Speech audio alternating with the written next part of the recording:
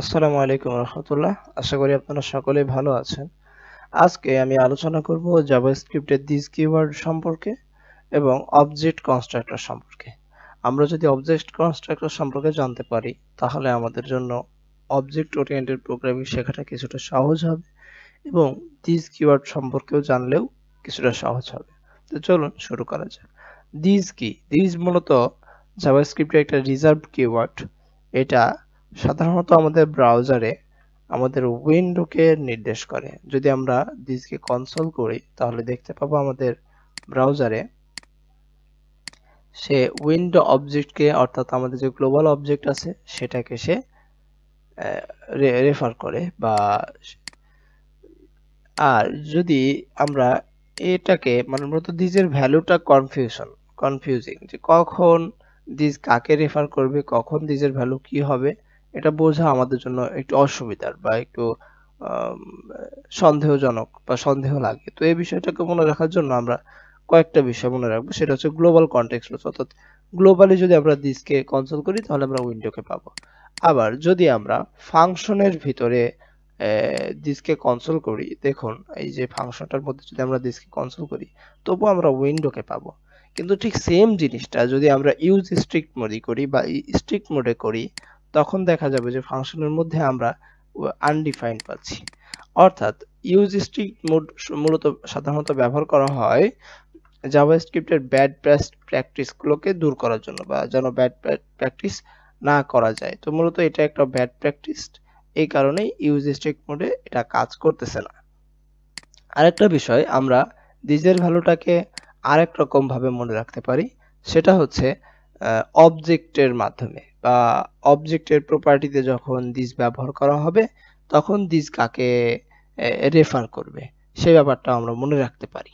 তো চলুন দেখা যাক অবজেক্টের প্রপার্টি হিসেবে, যখন অবজেক্টের প্রপার্টির ভ্যালু হিসেবে বা কোনো অবজেক্ট এর ভিতরে থাকা ফাংশনের ভিতরে যদি আমরা দিসকে ব্যবহার করি, দিস কাকে রেফার করে সেটা আমরা দেখি। তো চলুন আমরা একটা ফাংশন অবজেক্ট ক্রিয়েট করি। লেট ওবিজে নামে একটা অবজেক্ট ক্রিয়েট করি এবং অবজেক্টের মধ্যে নেম নামক একটা কি দেই। সাপোজ আমার নামটাই দিলাম। এবার যদি এখানে একটা মেথড নেই, আমরা মেথড নামক একটা মেথড নেই এবং এখানে যদি আমরা ফাংশন নিই একটা, নট অ্যারো ফাংশন নিলে এটা কাজ করবে না। এবার এর ভিতরে যদি আমরা দিসকে কনসোল করি তাহলে দেখতে পাবো কি সে আমাদের এই ওবিজে নামক ফাংশনটাকেই রেফার করতেছে। তো চলুন দেখা যাক যে আমাদের এটা কাজ করে কিনা console.log দিস করলে। এখন যদি আমরা আমাদের এই যে অবজেক্টকে অবজেক্ট নামক ভেরিয়েবলকে ধরে সরি অবজেক্টটার ভিতরের যে মেথড নামক ফাংশনটা আছে সেটাকে যদি আমরা কল করি তাহলে দেখতে পাবো যে সে আমাদের ইউজারে কনসোলে আমাদের আমাদের যে প্রপার অবজেক্টটা সেটাকে নির্দেশ করছে। এবার যদি ঠিক সেম কাজটা আমরা অ্যারো ফাংশনের ক্ষেত্রে করি দেখা যাবে কি এটা আমাদের এই অবজেক্টটাকে রেফার করতেছে না, সে তখন উইন্ডোকে রেফার করতেছে। এই যে, অর্থাৎ অ্যারো ফাংশনে অ্যারো ফাংশনে দিস তার প্যারেন্ট যে ফাংশন বা প্যারেন্ট যে অবজেক্ট তাকে রেফার করে না। তো চলুন আমরা আরো একটা উদাহরণ দেখি, যে আমরা একটা অবজেক্টের মধ্যে আরেকটা অবজেক্ট নেই, তার ভিতরে আরেকটা আমরা ফাংশন নেই, তখন সে কাকে আউটপুট দিবে আমরা দেখি। চলুন আমরা এই যে মেথড নিলাম, মেথডের ভিতরে আমরা আরেকটা অবজেক্ট নিলাম, সেটার নাম দিলাম মেথড টু। মেথড টুর ভিতরে আমরা একটা ফাংশন নিচ্ছি ভ্যালু হিসেবে, ফাংশন নিচ্ছি, তার ভিতরে আমরা আমাদের দিসকে কনসোল করতেছি। এখন আমাদের দিস কাকে দেখাবে বা দিস কাকে সে করবে, সে কি আমাদের এই অবজেক্ট নামক ফাংশনটাকে দেখাবে, নাকি সে আমাদের আহ, যে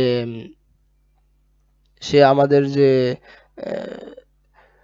এই যে দ্বিতীয় দ্বিতীয় অবজেক্ট যেটা সেটাকে দেখাবে। তো চলুন আমরা যদি এখন আমাদের অবজেক্টের মধ্যে মেথড নামক একটা কি আছে, তার ভিতরে একটা মেথড টু নামক একটা মেথড আছে। তো আমরা যদি এবার দেখি তাহলে সে কাকে দেখায়। কনসোলে গেলে দেখা যাচ্ছে সে তার প্যারেন্ট যে অবজেক্টটা তাকেই নির্দেশ করতেছে, অর্থাৎ মেথড টু কেই সে নির্দেশ করতেছে। আমরা যদি মেথড টুর ভিতরে টু এর ভেতরে যদি একটা ইয়ে নিতাম, জাস্ট এটাকে যদি একটা ফাংশনের অন্য একটা কি, যে সাপোজ নেম অ্যাড্রেস ফাংশন বা ডিটেল ফাংশন, ডিটেলস নামক কি এর ভিতরে রাখতাম, দুঃখিত মেথড টু তো নিয়েছি আমি। এর ভিতরে যদি আমরা নেম নামক একটা ইয়া নিতাম, সাপোজ নেম হোসেন, হোসেন নামক একটা কি নিতাম, তাহলে এখন যদি আমরা দিস ডট নেম নিতাম তাহলে সে কাকে দেখাতো? সে কি রাব্বিকে দেখাবে না হোসেনকে দেখাবে? চলুন আমরা দেখি কাকে দেখায়। সে হোসেনকেই দেখাবে, অর্থাৎ সে যেই অবজেক্টের ভিতরে আছে সে সেই অবজেক্টকে রেফার করবে, অবজেক্টের সমস্ত প্রপার্টিটাকে সে অ্যাক্সেস করার ক্ষমতা রাখে। আমি জানি না কতটুকু ক্লিয়ার করতে পারলাম। আমি আবারও বলি যে দিস হচ্ছে একটা কিওয়ার্ড, এটা বিভিন্ন সময় বিভিন্ন কিছুকে রেফার করে। এটা যখন গ্লোবালে থাকে, গ্লোবাল স্কোপে থাকে, সে তখন উইন্ডোকে রেফার করে। আবার এটা যখন কোনো অবজেক্টের ভিতরে থাকে তখন সে সেই অবজেক্টটাকে রেফার করে। হ্যাঁ, তো আমি আরো একটা উদাহরণ দেখি যে এটা কিভাবে উইন্ডোকে রেফার করে। যেমন যদি এখন আমি একটা ফাংশন নেই, যে ফাংশনটা নাম হবে মাই নেম নামক একটা ফাংশন নেবে। নেওয়ার পরে এই ফাংশনটার কাজ হচ্ছে, বারবার অ্যারো ফাংশন লিখে ফেলতেছি আমি, এই ফাংশনটা ভিতরে আমি একটা দিস ডট নেম নামে, দুঃখিত নেম নামে একটা ভ্যালু নেই এবং সেখানে এই যে রাব্বি দেওয়ার পরে এখন যদি আমি এই মাই নেম নামক ফাংশনটাকে কল করার পরে যদি আমি এই নিচে আইসা যে কোনো একটা জায়গায় এসে যদি আমি নেম নামক ভেরিয়েবলটাকে কনসোল করি তাহলে দেখতে পাবো, এটা দেখতে পাচ্ছি আমি। চলুন দেখা যাক যে আমি এটা দেখতে পাচ্ছি। কেন এটা দেখতে পাচ্ছি? কারণ এই দিস ডট নেম দ্বারা আমি আমার উইন্ডো অবজেক্টে বা উইন্ডোতে এই নেম নামক ভেরিয়েবলটার ভ্যালু সেট করে দিয়েছি। চলুন দেখি এটা স্ট্রিক্ট মোডে কাজ করে কিনা, ইউজ স্ট্রিক্ট মোডে এটা কাজ করে কিনা আমরা দেখি। চলুন, আমি নিজেও জানি না এটা কাজ করবে কিনা, তো চলুন দেখি। না, স্ট্রিক্ট মোডে এটা কাজ করতেছে না, অর্থাৎ এটাও একটা ব্যাড প্র্যাকটিস। এ কারণে হয়তো যে স্ট্রিক্ট মোডে নেম উইন্ডোতে তার ভ্যালুকে সেট করতে, দিস উইন্ডোতে ভ্যালুটাকে সেট করতেছে না। আমি জানি না কতটুকু বোঝাইতে পারছি। এবার আমরা আরেকটা ভাবেও দিসের ভ্যালুটাকে সেট করতে পারি, সেটা হচ্ছে স্পট রুলস বা জোর করে ধরে সেট করে দেওয়া। এরকম আমরা কল, বাইন্ড, অ্যাপ্লাই নামক কিছু মেথড আছে জাভাস্ক্রিপ্টে প্রিডিফাইন্ড, আমাদের উইন্ডোর মধ্যেই আছে। তো সেটাকে ব্যবহার করে আমরা দিজের ভ্যালুটাকে সেট করে দিতে পারি। এ সম্পর্কে আমরা পরবর্তী ভিডিওতে জানবো। আরেকটা হচ্ছে নিউ কিওয়ার্ডের মাধ্যমে আমরা আমাদের ভ্যালুটাকে সেট করতে পারি। যখনই আমরা নিউ কিওয়ার্ড সম্পর্কে জানবো তখনই, বা নিউ কিওয়ার্ড দিয়ে দিজের ভ্যালু সেট করতে যাব, তখনই মূলত যে কনসেপ্টটা আসছে সেটা হচ্ছে অবজেক্ট কনস্ট্রাক্টর বা কনস্ট্রাক্টর। আমরা জানি কি যে কনস্ট্রাক্টর শব্দের অর্থ নির্মাতা বা নির্মাণকারী, অর্থাৎ অবজেক্ট কনস্ট্রাক্টর যে অবজেক্ট কনস্ট্রাক্ট করে, সরি অবজেক্ট তৈরি করে, যে তাকে অবজেক্ট কনস্ট্রাক্টর বলে। অর্থাৎ নিউ কিওয়ার্ড দ্বারা আমরা নতুন নতুন অবজেক্ট ক্রিয়েট করি। তো যদি আমরা কনস্ট্রাক্টর বা অবজেক্ট কনস্ট্রাক্টরকে কিভাবে আমাদের রিয়েল লাইফ এক্সাম্পলের সাথে আমরা দিই, যে একটা নিউ প্রতিবারে কলে সে একটা করে এমটি অবজেক্ট তৈরি করে। তো আমরা দিস দ্বারা সেই এমটি অবজেক্টের ভ্যালুগুলোকেই সেট করে দিব যে কনস্ট্রাক্টর ফাংশনের মাধ্যমে। তো চলুন দেখি কিভাবে আমরা কনস্ট্রাক্টর, আগে আমরা মূলত কনস্ট্রাক্টরের যে কনসেপ্টটা সেটা বুঝি, যে কনস্ট্রাক্টর জিনিসটা কি মূলত। কনস্ট্রাক্টর হচ্ছে যে একটা টেমপ্লেটের মতো। যেমন ধরেন আপনি একটা ওয়েব আপনি আপনি একটা বাস চালক, বা দুঃখিত, বা বাসের কাউন্টারে আছেন।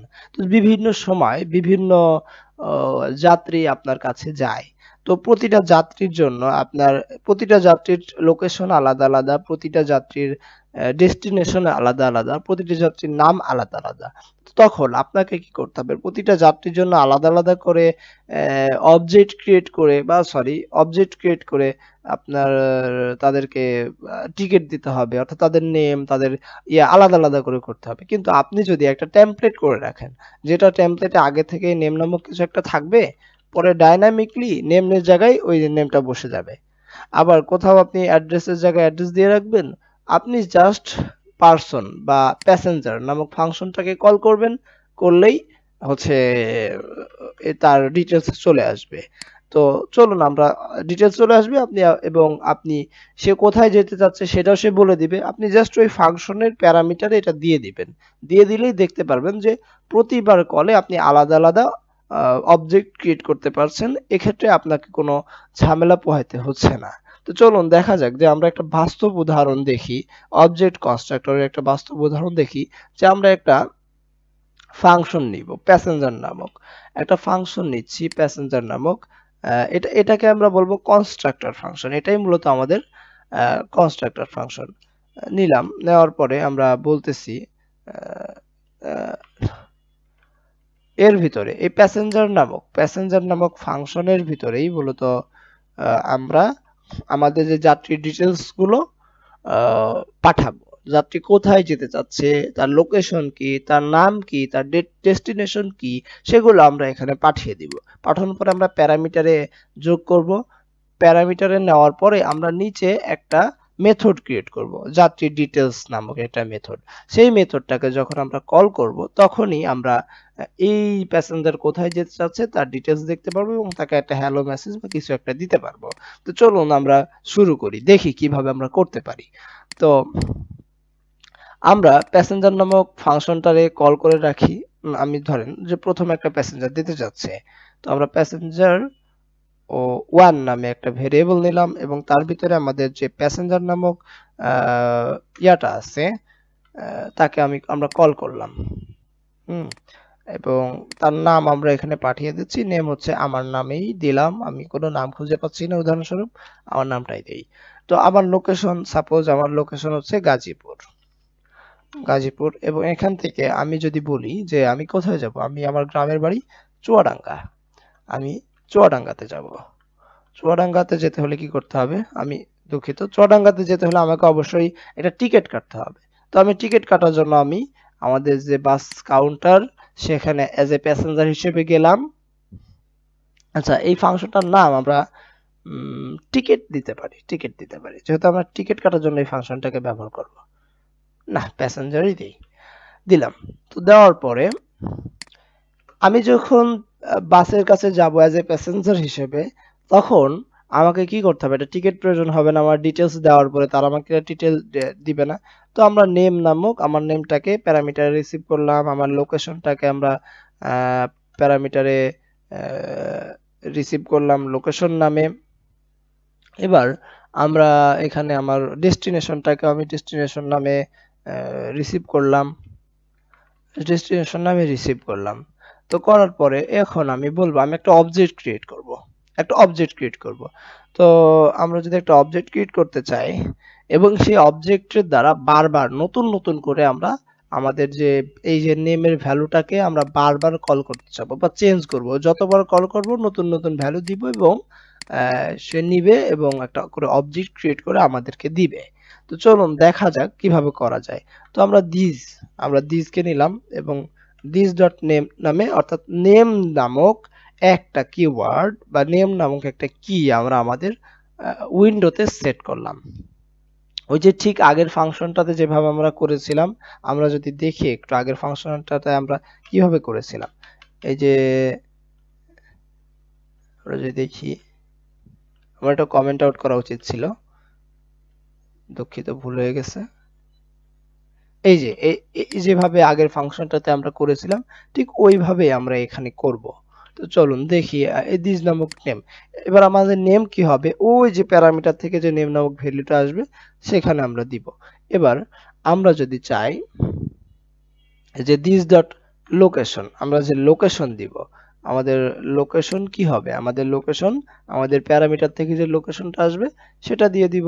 এবার যদি আমরা চিন্তা করি যে আমাদের ইয়া কি হবে, দুঃখিত, আমাদের লোকেশন, তারপরে আমাদের যে ডেস্টিনেশন কি হবে, দুঃখিত, ডেস্টিনেশন আমাদের ডেস্টিনেশন, আমাদের প্যারামিটার থেকে আসা ডেস্টিনেশনই আমাদের ডেস্টিনেশন। অর্থাৎ এগুলো সব ডাইনামিকলি এখানে আসবে, এসে বসে যাবে। এটা গেল। এবার আমরা এখানে একটা মেথড ক্রিয়েট করব, দিস ডট টিকেট। টিকেট, আমরা একটা টিকেট নামক একটা মেথড ক্রিয়েট করলাম। মেথড কিভাবে ক্রিয়েট করে আমরা তো জানি সবাই, মেথড একটা অবজেক্টের কি এর ফাংশনটাই হচ্ছে মূলত সেটা একটা মেথড। একটা অবজেক্টের ভ্যালু বা কি এর ভ্যালু যখন একটা ফাংশন হয় তখনই সেটা আপনার একটা মেথড হয়। এখানে আমরা অ্যারো ফাংশন দিলে কিন্তু দিস আমাদের এই অবজেক্টটাকে ধরবে না, আমরা অ্যারো ফাংশন এখানে দিতে পারবো না। এখানে আমরা অ্যারো ফাংশনের পরিবর্তে আমরা আমাদের যে প্রপার রিয়েল ফাংশন যেটা আমরা ব্যবহার করছি ছোটবেলা থেকে আমরা সেটা দিব। এবার দেওয়ার পরে আমি বলবো console.log বা অ্যালার্ট, আমি অ্যালার্ট দিয়ে বলবো দি কাস্টমার হ্যালো অমুক, হ্যালো, নাম ধরবো আর কি, নাম ধরে বলবো যে যেই কাস্টমার আসবেন নেম, অথবা আমরা বলবো দি প্যাসেঞ্জার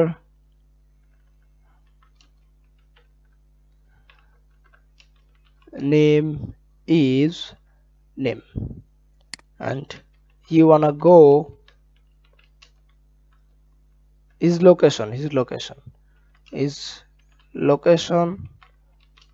is আমরা ডাইনামিকলি বসায় দিব লোকেশনটা তার লোকেশন, আর his ডেস্টিনেশন বা তার গন্তব্য কি, গন্তব্য হচ্ছে ডেস্টিনেশন। অর্থাৎ আমরা যে ডেস্টিনেশন নামক ভেরিয়েবলটা নিয়েছি সেটাকে এখানে বসায় দিব, ডেস্টিনেশনে সে চলে গেল। আচ্ছা, এটা গেল destination and this is your ticket,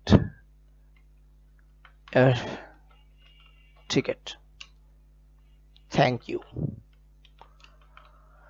আচ্ছা, এবার আমরা কি করব, আমরা জাস্ট এখন প্রতিবারে নিউ কিওয়ার্ড দ্বারা একটা করে প্যাসেঞ্জার ক্রিয়েট করব। প্রতিটা প্যাসেঞ্জার কিন্তু আলাদা আলাদা। এখন যদি আমরা আমাদের যে প্যাসেঞ্জার ওয়ান এর টিকিটটা চাই, প্যাসেঞ্জার ওয়ান, হেই প্যাসেঞ্জার ওয়ান, তুমি তোমার ভিতরে টিকেট নামক একটা মেথড আছে দেখো, তুমি সেটাকে আমাকে দাও।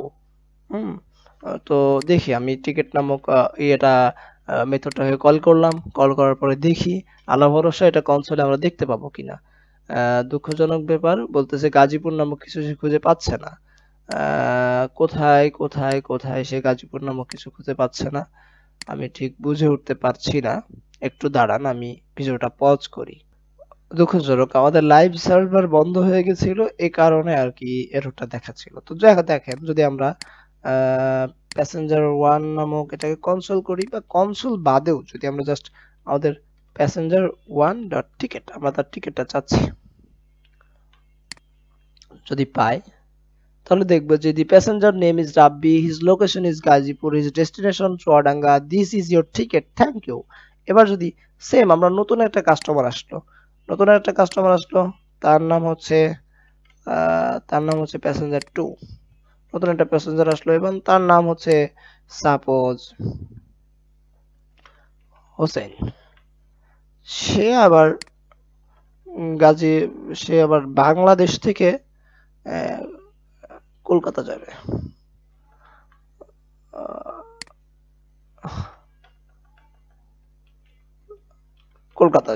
সে বাংলাদেশ থেকে কলকাতা যাবে। এবার আমরা যদি passenger 2 dot ticket, passenger 2 dot ticket, এই যে তার নাম হচ্ছে হোসেন, সে বাংলাদেশ থেকে কলকাতা যেতে চাচ্ছে। এভাবে আমরা 100 বার, যদি 100টা মানে 100 কোটি বার যদি আমরা এটা করতে চাই, বা আমাদের 100 প্যাসেঞ্জারের জন্য আমরা যদি 100 ধরনের ডেটা বা 100 ধরনের নেম ক্রিয়েট করতে চাই, তাহলে আমরা পারবো।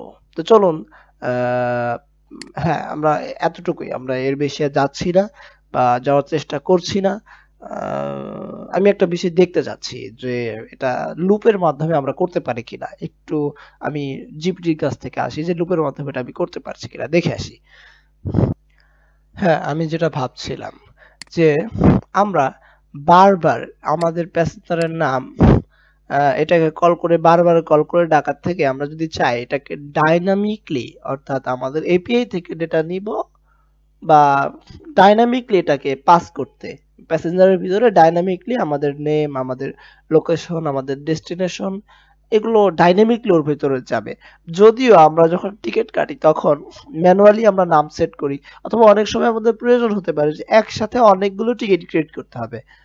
তো বা আগে থেকে অনলাইনে টিকিট কেটে রাখছে, তো সেই টিকিটগুলোকে প্রিন্ট দিতে হবে। তো অনলাইনে যখন আমাদের টিকিট কেটে রাখবে, তখন অবশ্যই অনলাইনে আমার ডেটাগুলো এইভাবে থাকবে। তো আমরা আমাদের যে প্যাসেঞ্জার ডেটাগুলো আছে, সেই ডেটাগুলোকে ডাইনামিকলি প্যাসেঞ্জার টিকিট কাটার জন্য যে ফাংশনটা আছে বা কনস্ট্রাক্টরটা আছে টিকিট ক্রিয়েটার জন্য, তো আমরা সেটাকে কল করতে পারি ডাইনামিকলি। তো তখন সেটাকে আমরা কি করতে পারি, আমরা কিছুই করতে হবে না, শুধু আমাদের যে প্যাসেঞ্জার ডেটাটা আছে তাকে আমরা ফর ইচ করব। ফর ইচ তথা আমরা তাকে তার ভেতরের প্রতিটা এলিমেন্টকে ধরবো বা প্রতিটা এলিমেন্টকে ট্র্যাক করব। ফর ইচ মূলত একটা কলব্যাক ফাংশন নাই, সেই কলব্যাক ফাংশন মূলত আমাদের অ্যারের ভিতরের এলিমেন্টগুলোকে ধরে, ধরার পরে আমরা এখানে বলবো যে let passenger, let passenger equal new. নিউটাকে আমরা একটা ভেরিয়েবলের মধ্যে রেখে দিব, নিউ কিওয়ার্ডটাকে একটা ভেরিয়েবলের মধ্যে রেখে দিব। ও এটা এখানে এরর দেওয়া হয় নাই। তো এই নিউ কিওয়ার্ডটাকে যদি আমরা একটা ভেরিয়েবলের মধ্যে রেখে দেই, তো এখন আমরা করতে পারি কি যে আমাদের ওই যে প্যাসেঞ্জার নামক যে ইয়াটা আছে সেটাকে আমরা কল করতে পারি। কল করলাম, কল করতে পারি, কল করার পরে এর ভিতরে আমরা বলবো যে প্যাসেঞ্জারের যে ডেটাগুলো আমরা এর ভিতরে ডাইনামিকলি পাস করে দিব। ডেটা ডট নেম, তারপরে আমাদের data dot location, data dot destination দিয়ে দিলাম। এবার আমরা আমাদের যে প্যাসেঞ্জার আছে প্যাসেঞ্জারের টিকিটটাকে কল করব। এখানে আমরা আমাদের প্যাসেঞ্জার ডট টিকিট নামক জিয়াটা আছে, প্যাসেঞ্জার ডট টিকিট, আমাদের টিকিটটাকে আমরা চাচ্ছি, হ্যাঁ টিকিট। তো এই টিকিটটাকে আমরা কল করব। এবার ব্যাপারটা কি হয়ে ঘটবে, আগে দেখি আউটপুট, দেখি আউটপুটে আমাদের কাজ করে কিনা, আমরা প্যাসেঞ্জারের ডেটাগুলোকে পাই কিনা। হ্যাঁ, আমাদের প্যাসেঞ্জারের ডেটাগুলোকে আমরা ডাইনামিকলি পেয়ে গেছি। এটাকে আমরা চাইলে ডমের মাধ্যমে আমাদের ইউআই ইউএক্স শো করতে পারি, অথবা আমরা প্রিন্টিং ফাংশনালিটি এখানে অ্যাড করতে পারি। আমরা আমাদের ইচ্ছা মতো যা খুশি তা করতে পারি। তো ডাইনামিকলি টিকিট ক্রিয়েট কিভাবে করব এটা আমরা দেখলাম, যে কিভাবে আমরা অবজেক্ট কনস্ট্রাক্টর দ্বারা ডাইনামিকলি টিকিট ক্রিয়েট করা যায়। তো এটা চাইলে ইউআই ইউএক্স দিয়ে করা যেত, যেহেতু সময় স্বল্পতা বা এটা করার সময় সাপেক্ষ ব্যাপার, সেজন্য আমি এটা করলাম না। তবে আমি এটার সোর্স কোড পেনে আপনাদেরকে দিয়ে দেওয়ার চেষ্টা করব। আপনারা এটা প্র্যাকটিস করবেন, এবং যদি কোনো বিষয় বুঝে না থাকেন আমাকে প্রশ্ন করবেন। যদিও সবাই ভিডিও দেখে না পুরোটা, তবে আমি বলবো যে ভিডিওটা যদি দেখে থাকেন আমাকে জানাবেন, এতে আমি অনুপ্রেরণা পাবো। আর যদি কোনো বিষয় বুঝে না থাকেন আমাকে জানাবেন, ইনশাআল্লাহ আমি আমার সর্বোচ্চ চেষ্টা করব আপনাদেরকে বোঝানোর। আপনাদেরকে বুঝাইতে বোঝানোর মাধ্যমে আমি নিজে শিখতেছি আরকি। তো আজকে এই পর্যন্তই। ভালো থাকবেন সবাই। আসসালামু আলাইকুম ওয়া রাহমাতুল্লাহি ওয়া বারাকাতুহু।